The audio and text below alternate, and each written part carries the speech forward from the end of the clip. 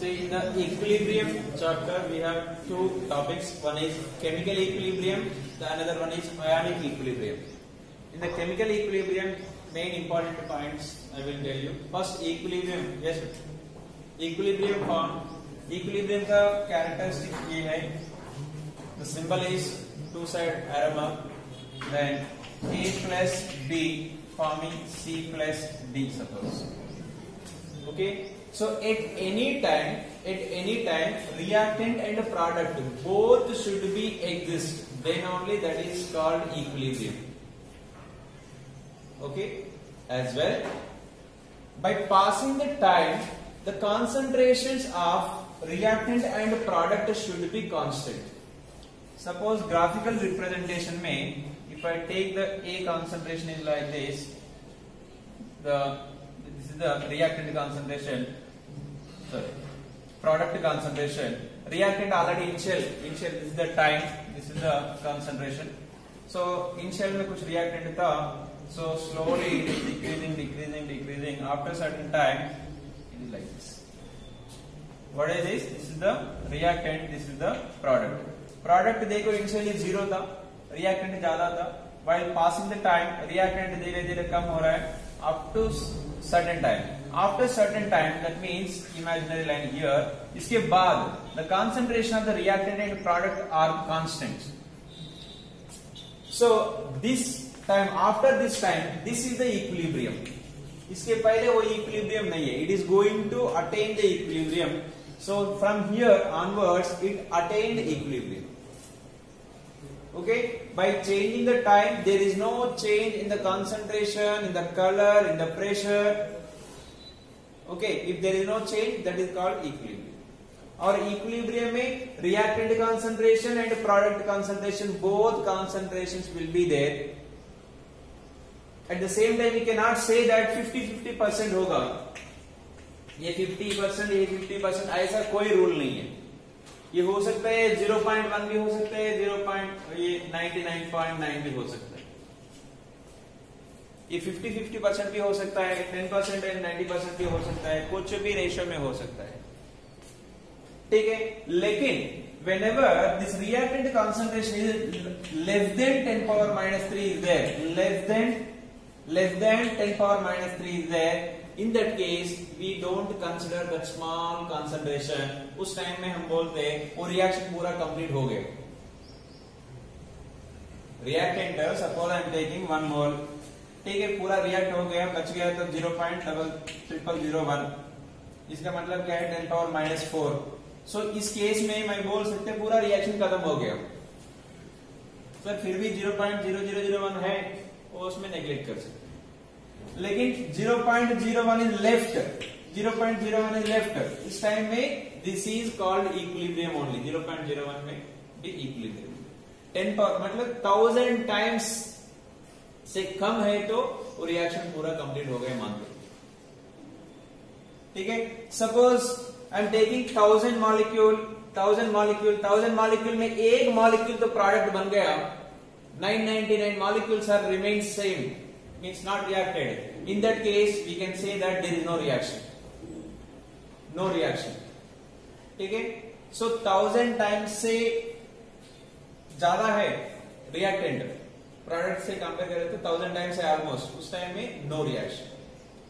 ठीक है, understood? So 10 power minus 3 से कम है तो वो रिएक्शन पूरा कंप्लीटेड है. 10 पावर 3 से ज्यादा है तो वो रिएक्शन बिल्कुल नहीं हुआ. That reaction is not carrying. Okay, now तो एक इक्विलिब्रियम मतलब ये है. Now equilibrium constant Kc, equilibrium constant. So here, suppose A moles of A concentration, B moles C and D moles is there, then equilibrium constant Kc equal the product concentration by reactant concentration. C to the power of C, D to the power of D by A to the power of A, then B to the power of B. This is the main important equation here. Kc, chemical equilibrium constant. Okay, here what is this CD and AB? These are the stoichiometric coefficients. In the balancing equation में whatever the numbers are there, those numbers we are taking as the powers. ठीक है. और Kc के बाद अभी इसमें एक important point इधर है. ये concentration में pure liquid and solids concentration taken as 0 as 1 taken as 1 concentration taken as 1 ये point important है. केसी तो जनरली पता चलता है प्रोडक्ट बाय रिएक्टेंट. ठीक है, उसमें pure liquid suppose water is there, कोई बेंजीन इज देयर, उसका कंसंट्रेशन हम लेंगे 1. सॉलिड है उसके लिए भी 1. Then Kp equal Kc RT to the power of delta N G. ये थर्मोडायनामिक्स में भी आ गया था. एन जी मतलब only number of moles of gases. अभी डेल्टा एन क्या था? Delta N means NP minus N R, product minus reactants. Product में कितना नंबर ऑफ मोल्स है, रिएक्टेंट में कितना नंबर ऑफ मोल्स है वो. ठीक है. सो कभी क्वेश्चन ऐसा पूछते हैं केपी केसी का रिलेशन है तो Kc they will give you and Kp you have to write it. So I am giving one example. Calcium carbonate gives rise to calcium oxide plus carbon dioxide, solid, gas and solid. ठीक है. अब इसके लिए Kp क्या है? How you will write Kp? What is the Kp for this? See, Kc है तो concentration, molar concentration. Kp है तो generally partial pressure लेते, partial pressures. सो पार्शियल प्रेशर अभी क्या है इसमें? तो गैस तो एक ही था, carbon dioxide. Generally product bye reactant, अभी रिएक्टेंट में कोई गैस है ही नहीं तो सॉलिड था, ये भी सॉलिड है. So partial pressure of carbon dioxide, बस इतना ही. Kp equal to partial pressure of carbon dioxide. ठीक है. सपोज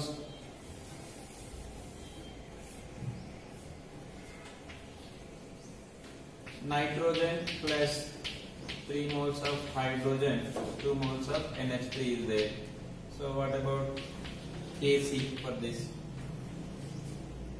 Kc तो पूछ रहे. ठीक है. So Kp क्या है? Kp what we will write? So partial pressure of NH3 whole square upon partial pressure of nitrogen into partial pressure of hydrogen. ये partial pressure of hydrogen को क्यूब करना पड़ता है. This is the Kp. Kp लिखने का है सब. these are all are gases. Nitrogen तो गैस है, हाइड्रोजन तो गैस है, अमोनिया आल्सो गैस है रूम टेम्परेचर. तो Kp आ गया. क्वेश्चन में क्या पूछ रहे? Kc. So then this relation Kc and Kp.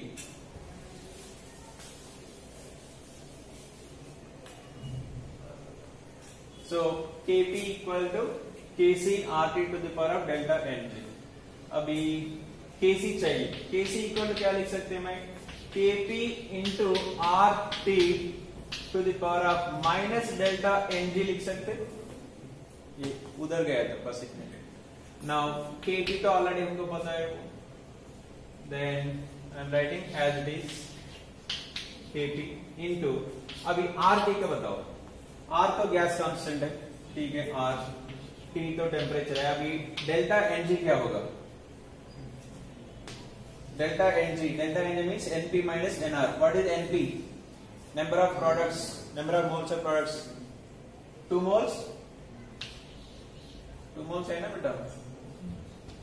Product 2 moles minus reactant how many moles? 4 moles.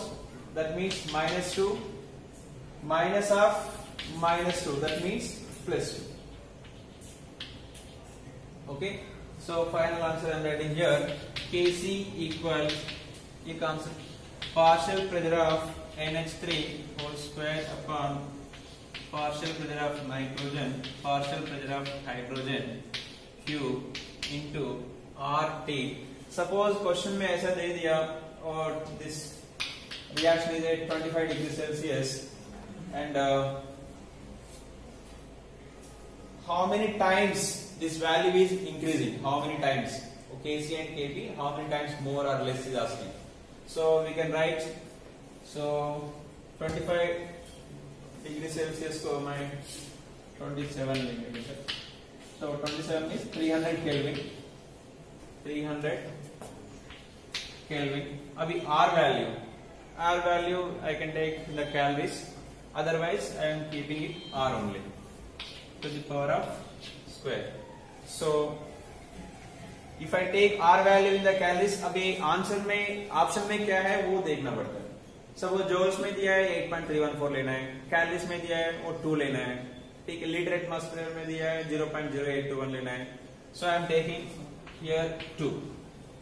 300 into 2 600 whole square. So those many times higher value Kc is. Compared to Kp, Kc is higher. How many times? Almost 600 square. If 36 into, I can write this one, 600 whole square means 36 into 10 to the power of 4 or 3.6 into 10 to the power of 5. These many times higher value. Okay? एक simple concept बताया मैं. Mainly ये question इसमें equilibrium, chemical equilibrium में यही पूछते हैं, Kc and Kp main important. इसके बाद दोनों का रिलेशन, ठीक है. और इसके बाद थर्मोडायनेमिक्स का एक फार्मूला इसमें मिक्स होता है, गिब्स एनर्जी वाला.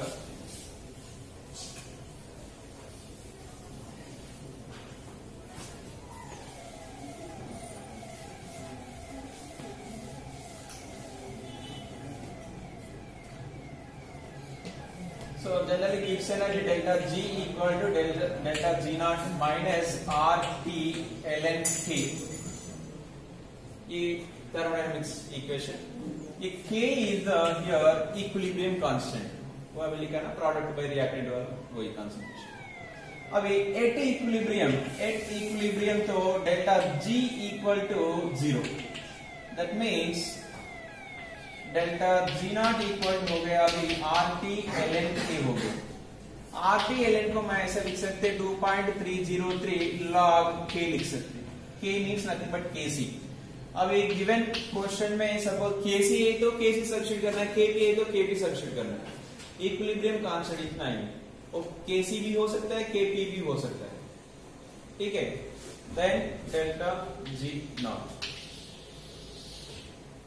उसमें कभी डेल्टा जी गिब्स एनर्जी देते, so they will ask you equilibrium constant, you find it.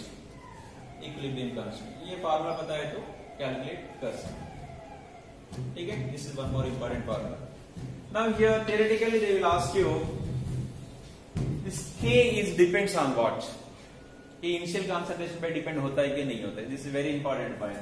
K is depends only on temperature, depends on only temperature.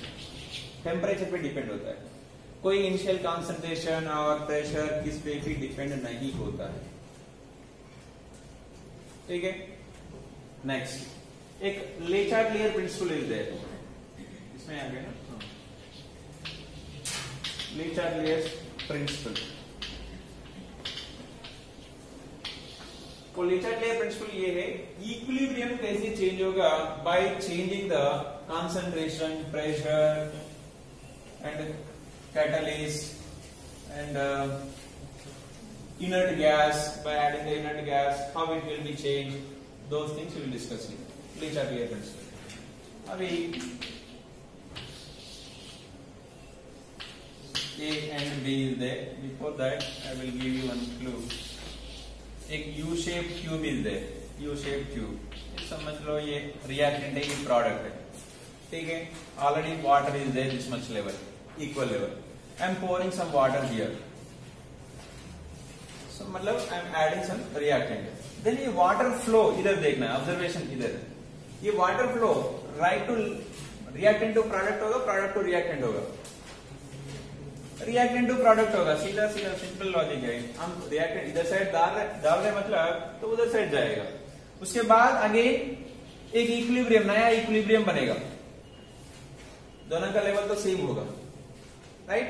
So simple like that. Suppose A and B reactant and product is there. Suppose ये reaction में suppose I am adding some A, एक extra reactant I am adding.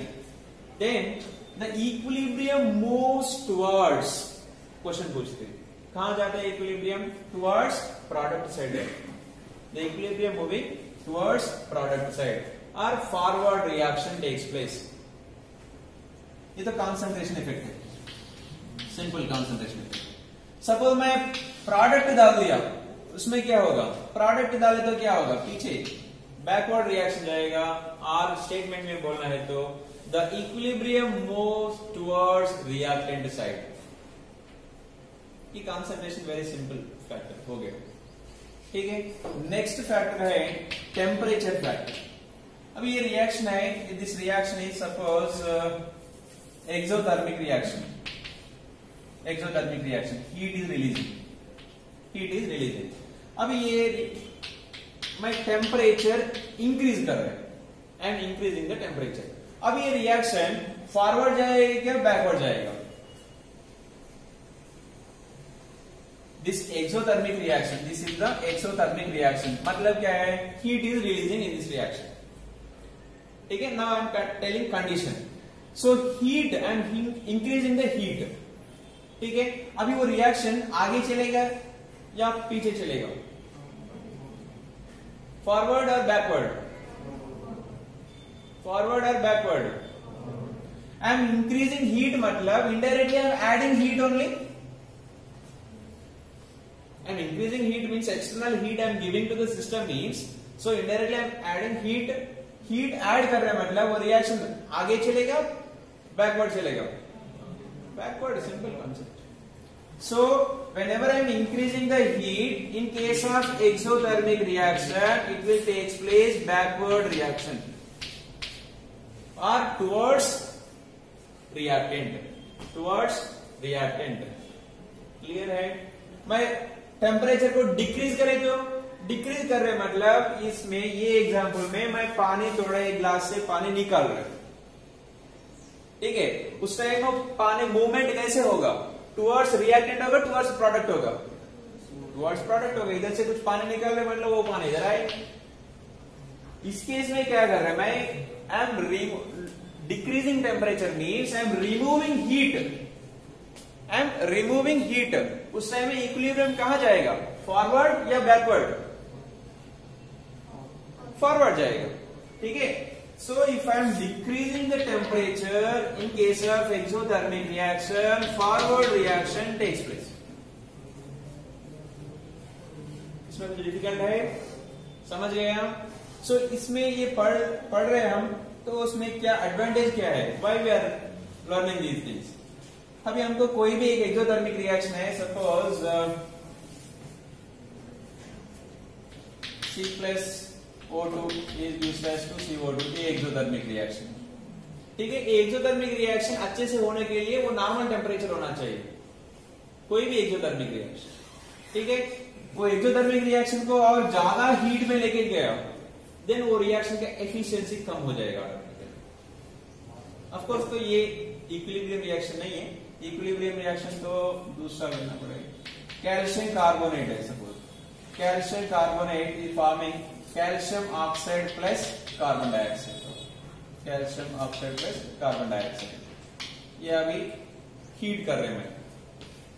So what is this endothermic reaction? Exo का हो गया था, अभी endo. अभी endothermic reaction मतलब क्या है? हीट इज टुवर्ड, हीट कहां है? Reactant side. एंडोथर्मिक मतलब क्या है? The reaction which is receiving heat, that is endothermic. अभी calcium carbonate receiving heat and forming calcium oxide plus carbon dioxide, this is the endothermic reaction, right? Endothermic reaction. अभी endothermic reaction, if I am increasing the temperature, if I am increasing the temperature in case of endothermic, हाँ, वो reaction आगे चलेगा या पीछे? It will go forward reaction और backward reaction?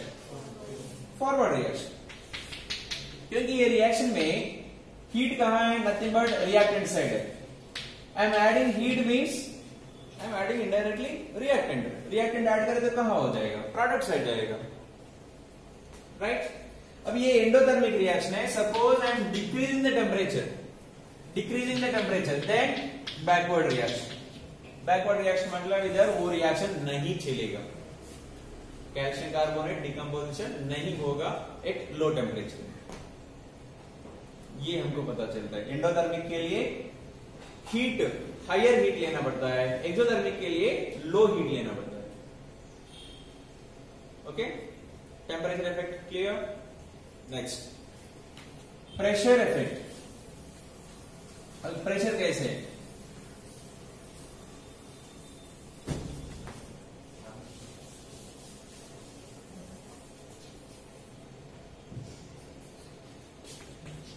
N2 plus 3H2 2NH2 container में. मैं तो प्रेशर इंक्रीज कर रहा हूं, आई एम इंक्रीजिंग द प्रेशर. ठीक है, न्यू वॉल्यूम कम हो रहा है. इस टाइम में अभी रिएक्शन वो आगे चलेगा या पीछे. सी जनरल कॉन्सेप्ट है. अभी two gases are there and compressing, then what will happen, the gas will becoming liquid, मतलब कंडेंसेशन होता है. ठीक है, so coming to closer and combining those molecules. अभी ये मैं gas, the pressure I am increasing. If when I am pressure increasing, what will happen? See here तो 4 moles है, इधर तो only 2 moles are there. Now you tell me simple logic. Pressure increase कर रहे मतलब इनडायरेक्टली वॉल्यूम इज डिक्रीजिंग. उस time में number of molecule ज्यादा बढ़ेगा और नंबर ऑफ मॉलिक्यूल कम होगा. The molecule will come to closer और the compound will decompose. I am increasing the pressure, the volume is decreasing. In that case what will happen, ये general concept है. कोई chemistry पढ़े तो पता चलेगा, ऐसा कुछ नहीं. Simple concept. I am increasing the pressure, volume decrease हो रहा है, उसके अंदर है कुछ मॉलिक्यूल्स है, पार्टिकल है. Those will come to closer और those will spread, those will come to closer. Simple concept. So these molecules coming to closer and forming ammonia. Now so when I am increasing the pressure, what will happen, more molecules forming into less molecules. Simple concept. More molecules forming into less molecule. अभी ये reaction में reactant is going to product side, or I can say that forward reaction takes place for. The equilibrium moves towards product side. ये equilibrium move towards product side statement is depends on the reaction. अब ये reaction के लिए forward है. Suppose दूसरा reaction है H2 plus I2 is equilibrium with 2HI. इधर भी 2 moles, इधर भी 2 moles. I am increasing the pressure. कहां जाएगा, इक्विलिब्रियम में कोई चेंज नहीं होगा, क्योंकि उधर जाते तो उधर भी 2 मोल्स है, इधर भी 2 मोल्स है. Whenever number of moles are equal in reactant and product, लेकिन ध्यान में रखना है वो सब गैसेस होना चाहिए. ठीक है, ये सब तो gases. So whenever number of moles of gas molecules in the reactant and product, if it is same, there is no pressure effect. Here pressure effect will be there. If you increase the pressure, the 4 moles converting into 2 moles. So the reactant to product, that means forward reaction. So एक समझ गया, मतलब दूसरा तो उल्टा रहता है. P decreasing, suppose P decrease कर रहे हैं, decrease कर रहे तो क्या होता है, वॉल्यूम तो बढ़ रहे. When volume is increasing, then the molecule getting separate. So backward reaction, product to reactant, backward reaction. Pressure effect समझ गया. ठीक है, थियोरेटिकल क्वेश्चन पूछते थियोरेटिकल आएंगे, नीट में तो मैक्सिमम थियोरेटिकल क्वेश्चन होता है, ये based on this concept wise. Next concentration हो गया, टेम्परेचर हो गया, प्रेशर भी हो गया। नेक्स्ट कैटलिस्ट, कैटलिस्ट का कोई रोल नहीं है इसमें इक्विलिब्रियम में। हाँ, equilibrium attend very fast by using catalyst. 1 घंटे में होने वाला रिएक्शन 10 मिनट में हो जाएगा, बस इतना ही है। लेकिन equilibrium not moving any side, catalyst का कोई रोल नहीं है इसमें। Next one more is there, inert gas. Inert gas is going to be, ठीक है, इसमें मैं एक गैस तो हीलियम गैस ऐड कर रहा हूं। उस टाइम में इक्विलिब्रियम A to B और B to A वो कैसे जाएगा? सो B plus C is there suppose, right? अभी helium gas, so Kp equal to, generally formula क्या होता है? B C by A, ये सब partial pressures, right? Suppose by adding extra gas, if the partial pressure is changed, partial pressure मतलब ये B, C, A value, if it is changing, so Kp value will be changing. If these values are not changing, then there is no change in the Kp. There is no change in the Kp means equilibrium में कोई change नहीं है। लेकिन हमको कैसे पता चलेगा वो B, C, A में change होगा या नहीं? देखो, आई am adding here inert gas, उसमें 2 कंडीशन हो सकता है, एक तो कांस्टेंट वॉल्यूम हो सकता है, दूसरा कांस्टेंट प्रेशर हो सकता है, ठीक है। The first condition I am taking constant volume, volume तो इतना कांस्टेंट है, तो आई am adding this helium gas. उस टाइम में क्या है, तो प्रेशर तो बढ़ेगा, प्रेशर तो बढ़ेगा। सपोज इनिशियली इसका प्रेशर था 1 atm, हीलियम आने के बाद वो हो गया 1.5 atm, ठीक है। 0.5 कहां से? 0.5 because of helium, because of helium. मतलब इसका A and B and C का पार्शियल प्रेशर तब भी 1 कंट्रीब्यूशन, अभी भी 1 कंट्रीब्यूशन, उसमें कोई चेंज नहीं है। इन दैट केस Kp में नो चेंज, Kp में नो चेंज। क्यों नो चेंज? क्योंकि पार्शियल प्रेशर में कोई चेंज नहीं था। We are adding inert gas, of course you are adding, तो प्रेशर तो बढ़ रहा है, प्रेशर तो इंक्रीज हो गया, इसलिए तो 1 atm था पहले, 1.5 हो गया था एक्स्ट्रा। वो 0.5 कंट्रीब्यूशन फ्रॉम हीलियम गैस, उसमें A एंड B में C में कोई इफेक्ट नहीं है। सो कांस्टेंट वॉल्यूम का तो खत्म हो गया, कोई चेंज नहीं है constant volume. Next second, constant pressure. Constant pressure देखो, हम हीलियम गैस हम एडिंग, वो पहले था 1 atm, ऐड करने के बाद भी 1 atm, ऐड करने के बाद भी 1 atm। अभी 1 atm में तो हीलियम के साथ है, ठीक है। तो पहले कंट्रीब्यूशन हो सकता है मे बी ये भी 0.33, 0.33, 0.33 सब मिलकर तो 1 हो गया, वो बिफोर। अभी हीलियम ऐड किया, ऐड करने के बाद भी 1 बोल रहे, तो हीलियम तो some amount of pressure will be contributing by helium, so हो सकता है मे बी वो हीलियम इज कंट्रीब्यूटिंग 0.2। 0.2 मतलब ये सब तीनों मिलकर कितना होगा? 0.8 होगा, है ना? 0.8। सो 0.8 मतलब इंडिविजुअली काउंट करें तो अप्रोक्सीमेटली तो 3 और 0.33 से तो कुछ चेंज होगा, इतना तो फिक्स्ड है। So these values are changing, these values are changing means Kp will be change. एक बार ये वैल्यू चेंज हो गया मतलब Kp will be change. So first point here, at constant volume में there is no change in the equilibrium, but at constant pressure में the equilibrium will be change. This is the first point, equilibrium will be change. कब change होगा? Constant pressure में change होगा। क्यों change होगा? Because partial pressures are changing, partial pressures are changing. इतना तक clear है? ठीक है। अभी कैसे चेंज होगा? वो फॉरवर्ड होगा, बैकवर्ड होगा, दैट इज डिपेंड्स ऑन वो प्रेशर इफेक्ट लर्न किया से। more number of moles converting into less number of moles. We are adding extra gas. Pressure तो सेम रखना है, सेम रखना है मतलब क्या करना है, नंबर ऑफ मॉलिक्यूल को कम करना पड़ेगा. सी प्रेशर किस पे डिपेंड होता है, नंबर ऑफ पार्टिकल पे.